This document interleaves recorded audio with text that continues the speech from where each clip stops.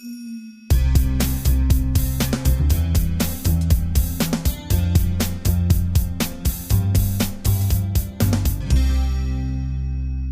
and welcome back to another episode of That's So Auburn podcast. I'm Nancy Backus, Mayor of the City of Auburn, and I'm really looking forward to today's episode, or should I say episodes. Over the next 3 podcasts, we're going to dive deep into conversation with our city council members, what got them into politics, what drives their day-to-day, the best and worst parts of their job, and beginning with Councilmembers Yolanda Trout-Manuel and Kate Baldwin, just a little bit about them before we begin. Councilmember Trout-Manuel, who served as acting deputy mayor for a portion of last year, began serving on the council in January of 2014 and currently represents Auburn on the Sound Cities Association Domestic Violence Initiative Regional Task Force, Children and Youth Advisory Board, National League of Cities Hispanic Elected Officials, and the National Association of Latino Elected and Appointed Officials. Councilmember Trout-Manuel also serves on the Auburn Prevention Coalition for the Auburn School District. And Councilmember Baldwin joined the City of Auburn in January of 2022 and is in her first term. Councilmember Baldwin is a senior advisory architect who consults on IT service management and ServiceNow software for a major public and private organization throughout the Pacific Northwest and across the United States. She's worked for Milestone Technologies since 2012, going from one of the most junior consultants brought on staff to becoming both the youngest and first female solution architect within the practice. Kudos to you. And of course, there is so much more to say about them, which is why I can't wait to dive into our conversation. Welcome, council members. It's so good to have you on the show today. Thank you so much. Thank you. So thank you for joining me. And I know podcasts and videos can be a little bit daunting, but I promise you we're going to have some fun today. That sounds great. All right. So let's get into it. I'm ready. So first, let's start at the beginning. And I'll ask each of you, why did you get into politics? What led you to run for the Auburn City Council? Kate, we'll start with you. Well, if we go back to the first time I was elected, I believe I was a sophomore in high school to be a class president. And I got into it really because I wanted to make sure that we were going to have, the best dances, the best events, and ultimately the best prom. And did you? Oh, yeah. Okay. Absolutely. You have to start fundraising like 2 years in advance for that thing. Wow. But yeah, I just found that if you have an idea or something that you want to see happen, the best way to make that change is to jump in and get involved. And so what led you to run for the Auburn City Council? I think the same thing is my husband and I had moved to Auburn in 2016, and I'd begun to get involved with different organizations within the community, and we're really, planting our feet in the city and saying this is our home. This is where we're going to be for, maybe the foreseeable future. Well, not even that, perhaps the rest of our lives, That's foreseeable future. Well, no, I guess it's beyond that. But. Yeah. And, at that time, I had folks who suggested it to me as a possibility because I had made an offhand statement at one point. I said, someday when I retire, I might see if, there's a committee or commission or something in the city that needs some help. I'll get involved. And who knows, maybe someday I'll run for council or mayor or something. And of course, that person remembered, and then they came back to me and said, now about that, there are some seats opening. And I just, at that time, I think that it's one of those things where, it's an open seat and you never know what you're going to get, right? Mm-hmm. And if you don't have committed people who are going to step up and run, you don't know what you're going to get. Mm-hmm. And I think we've all seen what politics can be these days. And so I knew that if nothing else, my heart would be in the right place. If there was something I didn't know, I'd ask questions, as you guys are well aware. And, I manage a pretty decent budget. So I think knowing your background, you might appreciate that too. Yes. So. Yeah. Thank you. So Yolanda, what got you into politics? Well, in 1993, I come from a very large family of 18 brothers and sisters. And one of my brothers, when we had our family's 50th, my mom and dad's 50th anniversary, one of my brothers was on the way home on a Sunday, beautiful Sunday afternoon, and he got in a head-on collision by a drunk driver. And that prompted me it was one of our first siblings who had ever died on us. So I took it very hard because we were very close. And it got me to be lobbying for Highway 12. That's on the east side of the mountains between Walla Walla and Tri-Cities. There's a 48-mile stretch of S-curves, they call it. And it got me to start lobbying for that highway because within 3 months, there was 6 head-on collisions and 12 innocent people got killed there. My brother got killed, and the passenger of the young man who hit my brother also was died at the scene. So I lobbied for that road, and it took me 2.5 years to go around the whole east side of the mountains to different cities, also with our Congressman, Speaker of the House, Tom Foley, also with all of our legislators in Olympia, lobbying to get that and to get the fundings for making that 2-lane highway that used to look like Highway 18. And it matched with the population of the Seattle area and 18 with our highway, with the death, it matched pretty close. So it took me 2.5 years to lobby, and I got the fundings for Highway 12 to become a 4-lane highway. Then all the signs that you see in the area that say, please don't drink and drive, I brought that to the state of Washington due to my brother's death. Then, and that was in 1993, I moved over here in 2008, and I live up on the Muckleshoot Hill, and there was an accident up there that 6 youth and were in the accident, and 3 of them died in the scene. That opened up the wounds about the highway safety. So I wanted to know who the mayor was at that time. So it was Mayor Pete Lewis. I met with him, I talked to him, and he told me I had to do a few things before he would even decide on bringing it, hearing me talk. So I talked to the tribal, I talked to the King County Highway and everybody to see if we could get together and talk about how dangerous that highway was. And look at now, we've got a 4-lane, almost 3 lanes out there. It's a lot safer. Well done. And so then Pete Lewis, Mayor Pete Lewis asked me to join one of their non-profit organizations, so I did. Next thing I know is he's asking me to serve on the Planning Commission. I loved it. I wanted to re-up another 3 more years, and he says, no, you need to talk to me. So he talked me into running, which I love the city. I love this city because it reminded me a lot of Walla Walla, just the way it's laid out and everything. So I saw a lot of things that could be done, and so that's what got me to run for city council, and here I am 11 years after that. All right. So you kind of answered that second part of what led you to run for the Auburn City Council. So we'll move on to how long have each of you lived in Auburn? I think you kind of answered that in your first question as well, but just for those who may not have math as their favorite topic in school, how many years, Yolanda, have you lived in Auburn? Is going on, 2007 to now, 17 years. Going on 18 years, yeah. It's 2025. Yeah. Mm-hmm. Same question. So if we landed in 2016 and we're in 2025, which is hard to believe. I know. That's what? 9 years already. Yeah. Mm-hmm. Wow. Time flies, doesn't it? Sure does. It does. And so what drew each of you to Auburn? Kate, what drew you to Auburn? Well, I think one thing that really stood out to me is it's a fabulous location, right? And so the work that I do, the work that my husband does, for me in particular, I do a lot of consulting within IT and technology. So, being where we're situated between Tacoma and Seattle and the east side, I've got so many options for north to south, depending on what client project I might be working on. So I didn't want to be in a community where I wasn't going to be able to have access to easily get to the different businesses that help in the day-to-day.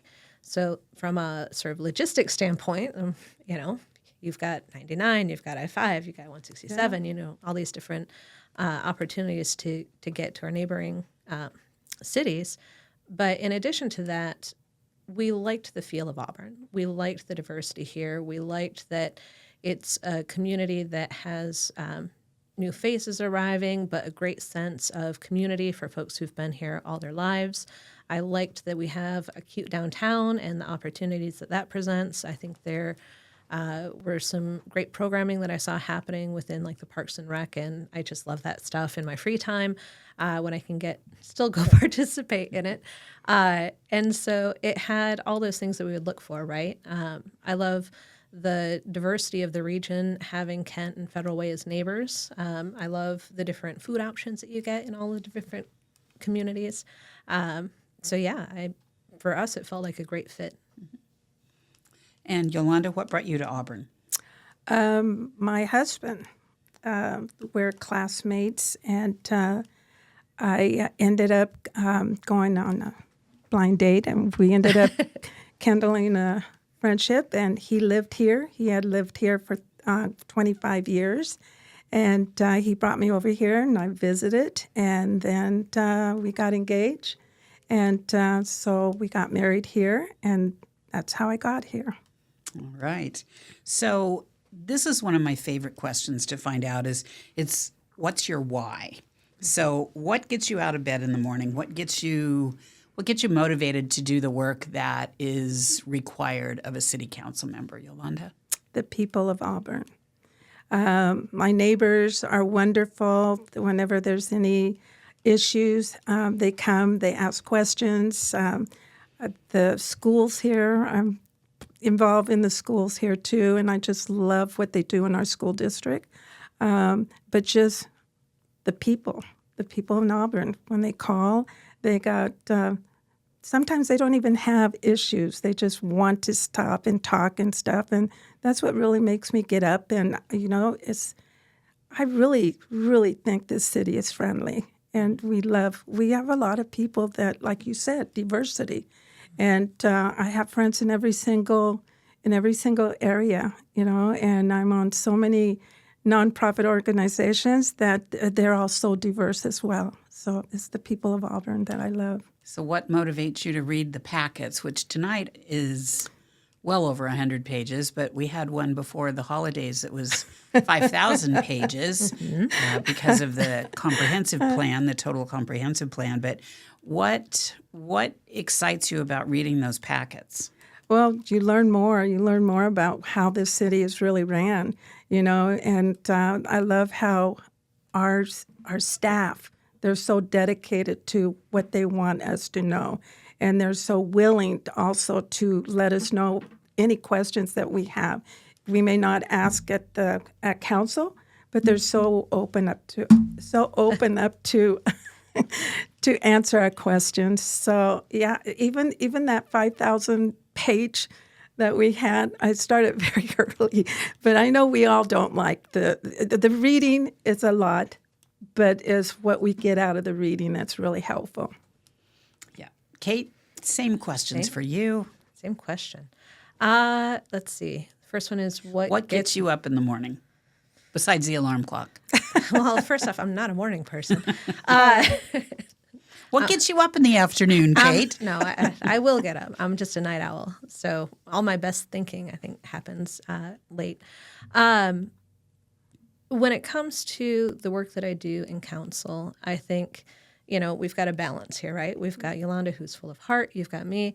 I'm just a systems thinker, right? And so from my perspective, when I have friends and family and neighbors, and I see the struggles that they go through in their households as they're trying to make a better life for themselves, as they're trying to make a better life for their children, there are things that are solutions and are opportunities to the challenges that our community faces. And so I think part of what drives me to be interested in this is maybe a sense of futurism, is that I read voraciously about all types of things that most people would probably find very boring.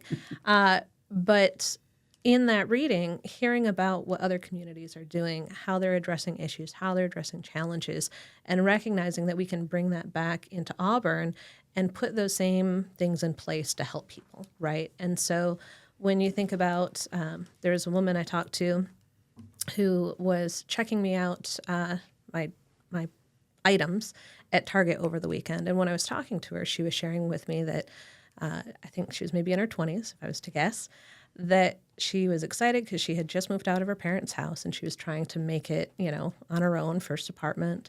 And that, she was kind of down, and I had a lot of items, as you do when you go to Target.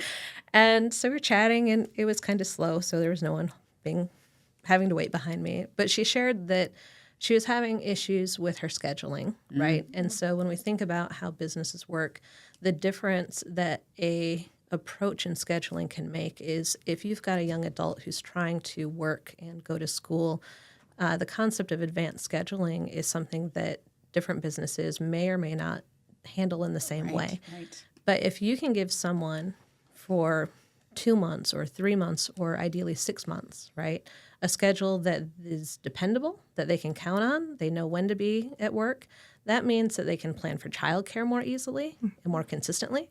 They can plan for classes if they want to, work towards a degree or work towards bettering their life. And so that's a system, right? And so when we talk about how we can approach change and help give people a leg up, because they're ready to do the work, they're doing the work. Something as simple as looking at maybe the software that's supporting scheduling, could that make it better for people and work better for the business because they're going to have their staff coming in more consistently as well? Nobody wants to have to, fill a slot unexpectedly. But also for all of those workers in that business being able to plan their lives, plan for their futures. That's the type of, I guess, stuff that just gets me really excited. Where were you when I worked at the grocery store Right? and I'd get a schedule 1 week in advance? Well, it'd start on Sunday, So you know and how we'd hard get it it on is. Friday afternoon. Yeah, absolutely. Yeah, and I think that's it, is that it doesn't have to be, some inconceivable path to improving people's day-to-day existence. It can sometimes be very small things. And so it's about making time to hear it, to consider it, to think about how we could change it, And so unfortunately, I don't have jurisdiction over Target, but it doesn't mean I won't write a letter and say, hey, There you go. I'm a regular shopper, and I think you guys should, make it easier for your workers. Yeah. There you go. All right. Well, Yolanda, as you said, you've been on the council for 11 years now. And if you had to pick a favorite moment, what would it be? When I got elected. When I got elected in council, and being the first person of color on the dais, and even a woman that beat out 2 other gentlemen that were running. That was that's something that I was so proud of, because not being from Auburn and not really knowing the community, and to put myself out there. And that's why I say I love this city, because of the people here. Everybody just welcomed me like if I was here forever. And that's the feeling that I get every time I've ran. So, yeah, it's when I first got elected in council. Okay. Kate, same question to you. Well, the quickest one is the first year that I got to go up on stage for the Santa tree lighting was spectacular. I felt like I was in a Hallmark movie. There was snow. There were twinkling lights. There was the magic of Santa. The fun of it was pretty amazing. And then, of course, we had everybody had come out, and the kids were there. The music was going, and it We were dancing. heck yeah. So I was filled with Christmas spirit, as they say. And then a quick secondary one I have to throw out there is when I was sworn in, because it was still the height of the pandemic, which I know it's been so long now. Yeah. Not long enough. But Yes, exactly. It was a drive-through swearing in, where the city attorney and the city clerk had come outside behind City Hall, and my husband drove the car, and I was in the passenger seat, and I literally rolled down the window Take your order, please. It's just I remember that. in that time we had to make do, and that to this day cracks me up. And I think we had an official one later. We did. We had the ceremonial one. Ceremonial later. one. Yes, you were official in that car. I was official in the car in my drive-through, swearing it. It just cracks me up. So. They ordered your signature. That's all they wanted. Mm-hmm. Well, you had to say, I do. You had to raise your right hand as well. We don't get away that easily. Yeah. But so conversely then, what is one of your most difficult days? Kate, I'll ask you first. Oof. Well, And then what did you learn from it too? So two-parter. Well, this one is recent. Last fall, we had a community member who had come to council and had spoken to us and shared that she wanted to invite us, and it wound up being me and Councilmember Yolanda, who had gone out to meet her. She wanted to give us a tour of her neighborhood because she had been experiencing people shooting guns. Right. There had been some, crime activity. And she just wanted us to see and experience what it was like living in that neighborhood. And so when we were there, she had a tablet and she was showing us, this happened here and that happened there. And there's nothing that can connect it like being out there with the people, and that's their neighborhood. And so I think my takeaway from that, we saw is trying to see what we could do around how council can support the administration to address gun violence that's happening with youth in the community. And I think the hardest part for me from that day that I still carry with me and I think about quite regularly is that at the end of that tour, I was able to leave. And the people who are in those homes don't. Mm-hmm. And so when we're serving, when we're working, when we're reading our packets, when we're waking up in the morning, when we're participating in the community conversations, when we're looking to have budget to increase our police force, when we're supporting flock cameras to help with tracking crime when it happens, to address it, that is with me. There right? are faces There that are go along faces. with every decision that we make. You're absolutely right. There are streets, there are faces, there are people, there are homes. All of it is very much with me. Right. Thank you. And Yolanda, how about you? A particularly tough day, and what did you learn from it? I want to piggyback on that because as we were finishing our tour, we were standing in the driveway with one of the ladies that has had her house targeted. And she showed us bullet holes where it's gone through her living room. And she had a little 10-year-old daughter there. And all of a sudden, a car stopped. And all of a sudden, it just started revving his motor. And he took off, and she goes, duck. We all ducked. And that, I have to say, for 3 weeks, I still could feel the trauma. And these people, like Kate said, these people go through it all the time, and they can't get away from it. I can go to my place where I live, and I don't have that problem. But that was something that just really made me see what people are going through that have dealt with that. And yes, as being as council, we are responsible for looking in ways where we can help and help our police department as well. So that's one of them.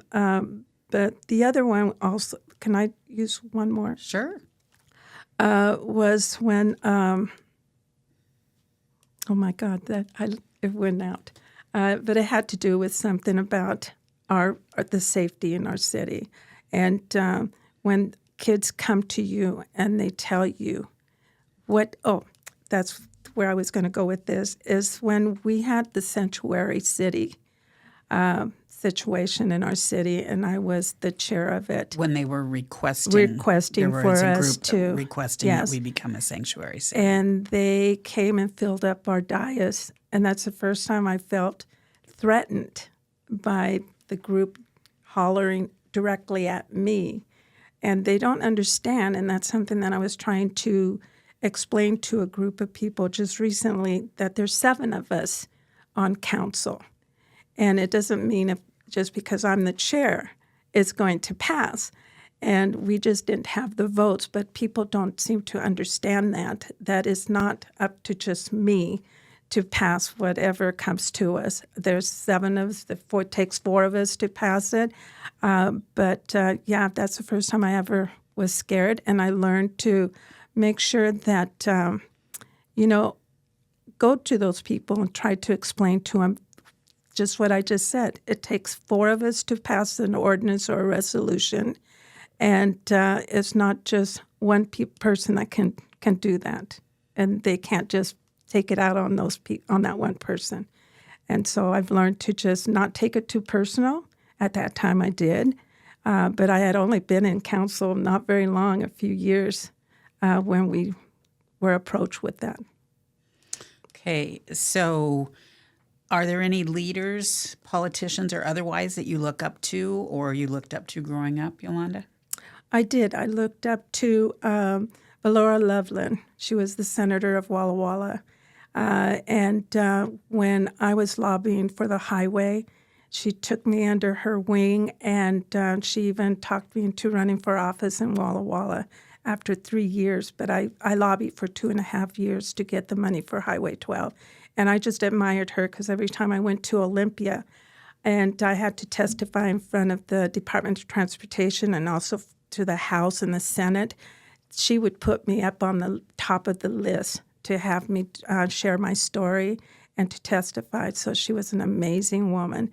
And also Congressman Tom Foley. He had such a dry sense of humor. He would tell me jokes, and I never caught him.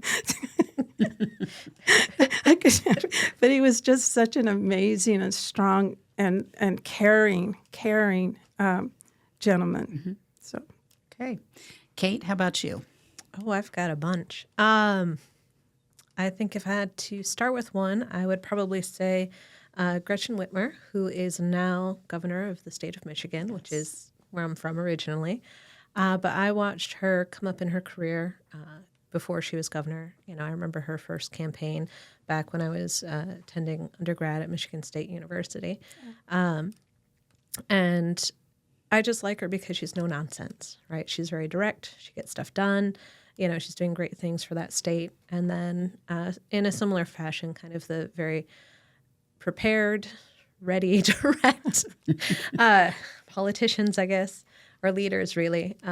I like Bernie Sanders. The man will just tell you exactly like it is. Mm-hmm. And Katie Porter out of California, that woman with a whiteboard is to be reckoned with, Mm-hmm. And I think with these leaders, they just get to the point about,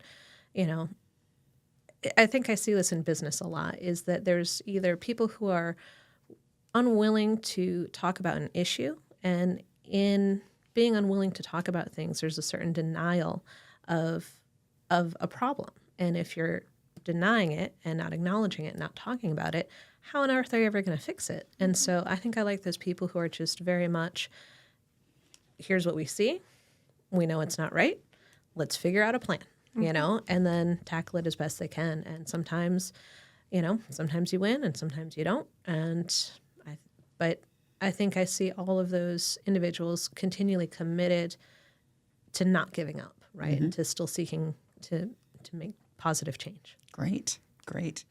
All right, so let's move back to Auburn and tell me your favorite places in Auburn, Kate. Oh, I kind of want to keep it secret because no. But no, this one I want to be there forever.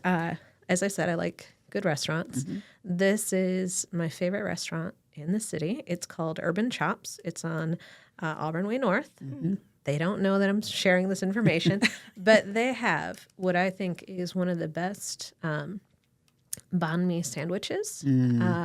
They have a lemongrass pork banh mi. You can also get it as a bao, and they're so good, so good. They don't even have to do Uber Eats or DoorDash or any of those things. I agree. They are excellent. So if you want it, you have to put yourself in your car, or find someone willing to do that for you. Or find someone willing to do it for you. Take yourself down there, and it's so good. Yeah, so good.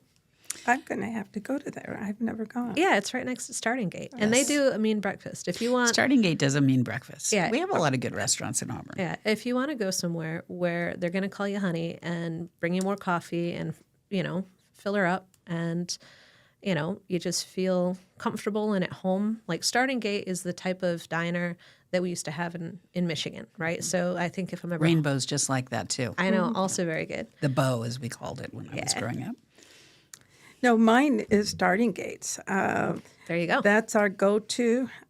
Every Sunday after church, we go there, have our breakfast, and it reminds me of that movie, The Tavern, where you walk in, everybody knew.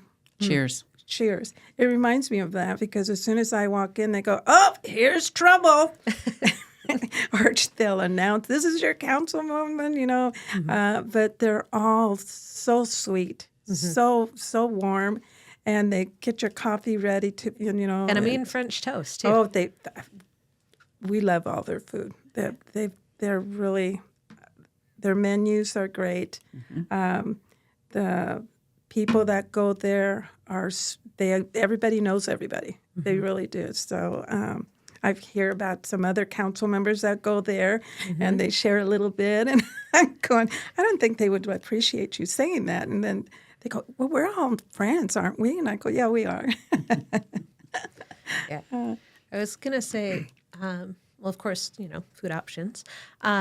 But another thing I love about Auburn is its connectedness to a lot of really great bike trails. So I like riding my bike in the summertime. After you eat that yummy breakfast or Different banh days. mi. Yeah. different times. But yeah, there are a lot of paths that you can jump on. So if anybody is, into getting on a bicycle or two wheels or rollerblades, I will say I tried to roller skate recently. I am not good at it. So if you see I think they've changed the roller skates since we were kids, Kate. if you see your councilwoman with a helmet and wrist guards and knee pads and elbow pads out trying to roller skate on the trail, just know that, Well, good for you. Yeah. I'm learning, as Okay. with all things. If you learn, you might fall a little bit, but it's okay. It's okay. You get back up Kate, again. you can have that. Yeah. I'll stay away from that because you're quite a bit younger than I am, so I have to worry about broken bones. Well, you can borrow my bike. I have a bike. My husband bought me a trail bike for Christmas, so. So, Yolanda, do you have any favorite places that are not food related?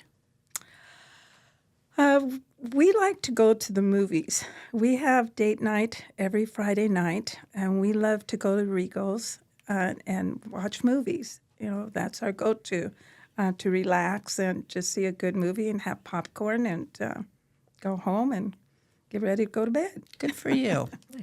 All right, so I've done a lot of asking, and before we wrap it up here, do either of you have any questions for me? Yes. Oh, okay, that was quick.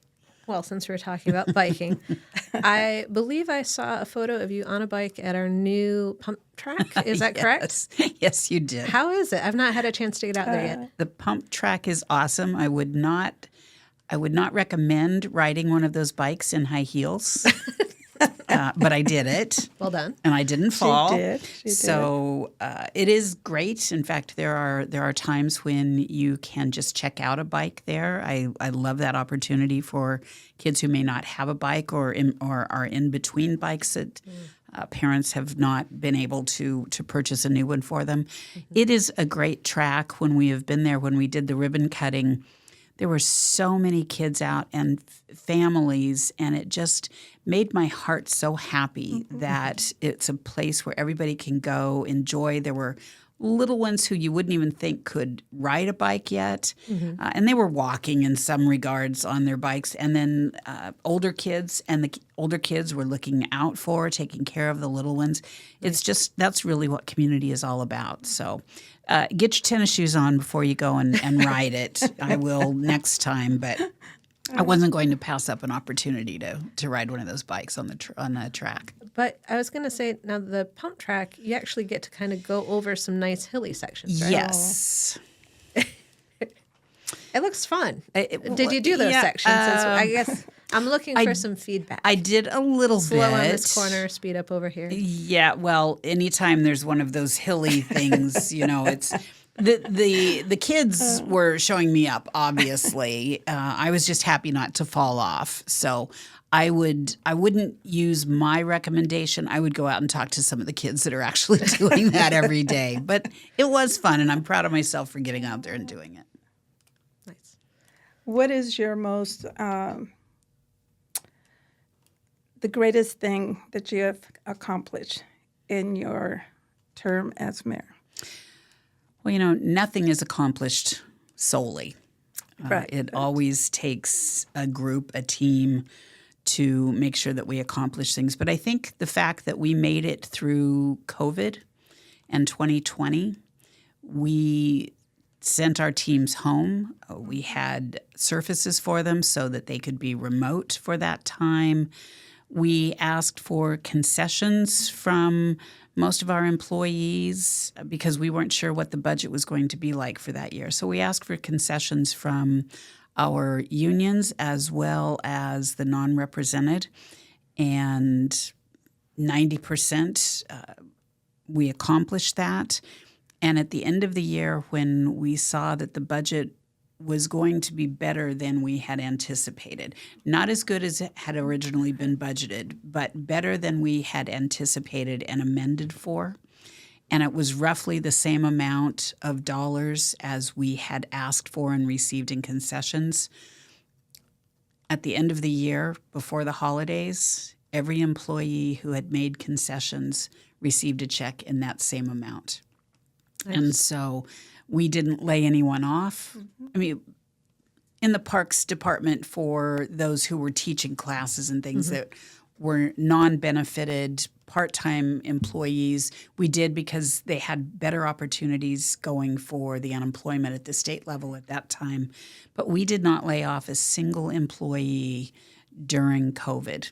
And in fact, we kept everyone, and we have increased the number of employees since then, increased our FTE count for the police department this year by 10 new police officers. Now we just need to hire them. So if you're listening and you want to become a police officer, please check with auburnwa.gov. We are looking for great people to become officers. But we're now funded for 128. That's still not what we need, but it is so much better than where we were. And so moments like that make me really proud, where we can come together. We had a march in Auburn when after the George Floyd murder, and I'm really proud of the way our community came together. I'm really proud of our officers, some of them who were out kneeling with with those who were out at the demonstration. I won't call it a protest because it was peaceful. And just seeing how our community comes together in times of need and hardship, and the ability, like you said, for the Santa Parade and being up on stage and seeing everyone out in the audience when we're celebrating, those things just make me so proud to be a part of Auburn.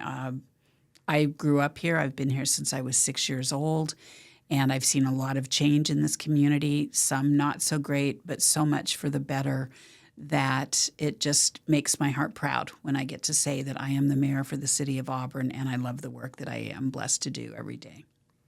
I'm so glad you brought up the protest, because we prepared ourselves. And when I say we, you had us all not to come to City Hall because we were preparing for the worst.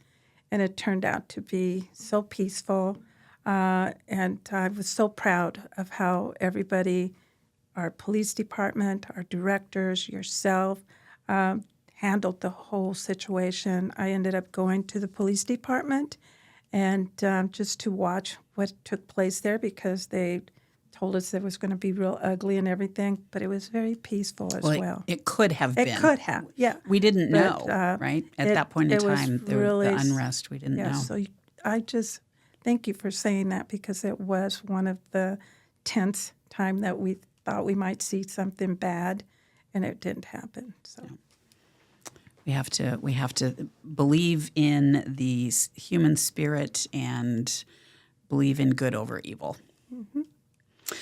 All right. Well, Yolanda, Kate, thank you so much for joining me today. I know listeners have learned a lot about each of you and wouldn't be surprised if they find you in the community somewhere and ask you for more information. So Absolutely. be ready for that. And thank you so much for joining us today on That's So Auburn. Any final comments?